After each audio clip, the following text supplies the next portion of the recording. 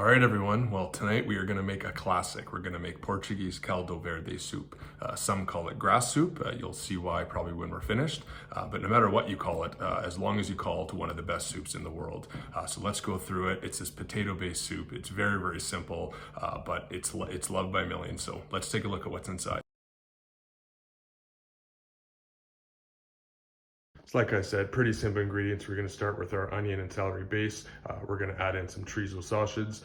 For the size of pot that I'm using today, I'm going to use about 10 russet potatoes. I'm going to peel those and cut those up. And then we're going to finish it off with some nice kale at the end. So let's go step by step and see how we put this together. I'm going to start with a big soup pot like this. I'm going to add a healthy amount of olive oil to it. Just like that. We're going to preheat that up before adding our cut up chorizo. All right, sausage is looking pretty done. Obviously you can take it off whenever you want. It's already pre-cooked, but I like to get it pretty stiff. Now, important that we take it out of the pan because we're going to be putting everything else in. We're going to be blending it all together. We don't want to blend the meat. Obviously that won't work out well. So let's take it out.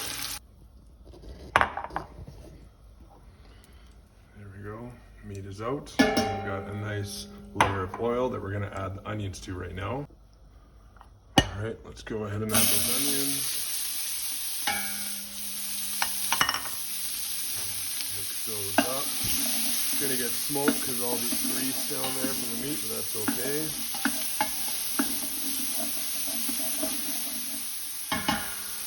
Not going to take long. So I'm going to go ahead and add garlic, and I've used a lot of garlic because, hey, why not? It's garlic. So let's add that on.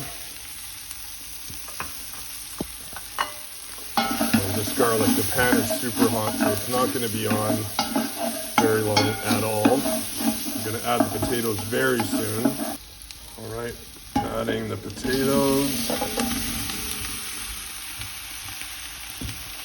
The good thing about this, the potatoes, the onions, garlic, nothing has to be super chopped up small because we're going to blend it all anyway.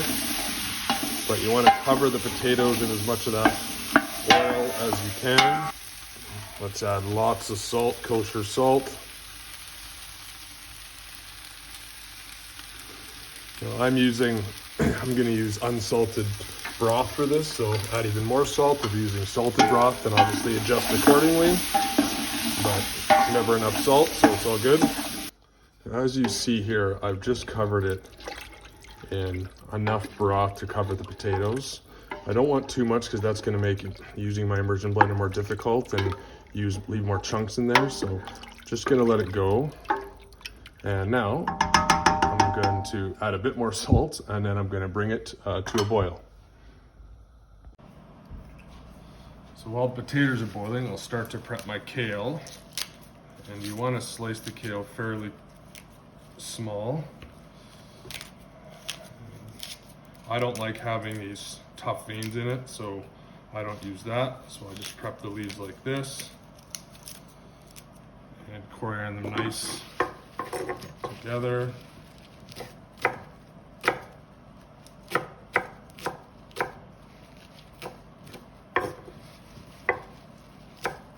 Now obviously they'll wilt in the water after they're heat, but still I like mine fairly small. All right, potatoes are soft. They've been boiling for about 40 minutes. Let's hit them up with the immersion blender and get it all working together. So like I said, we're going to be doing this with an immersion blender, and if you don't have one of these, good investment. Use it in so many soups and sauces and stuff like that. So let's put it to work.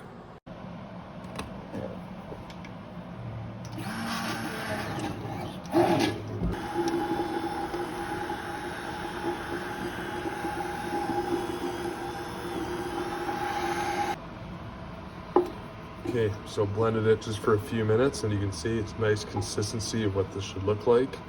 And now what we're going to do is we're going to add that meat back in, let that cook together and really soak in those flavors.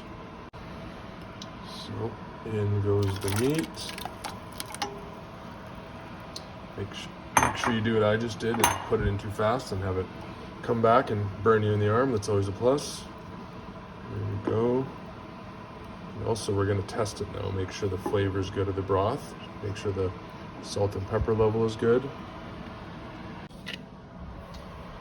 Okay, it's been a few minutes. Let's add in that kale.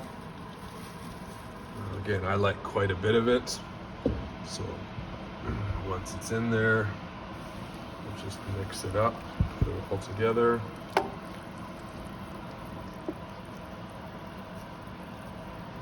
Now, I'm a big fan of thyme with potatoes, so I'm gonna add some thyme and paprika to this.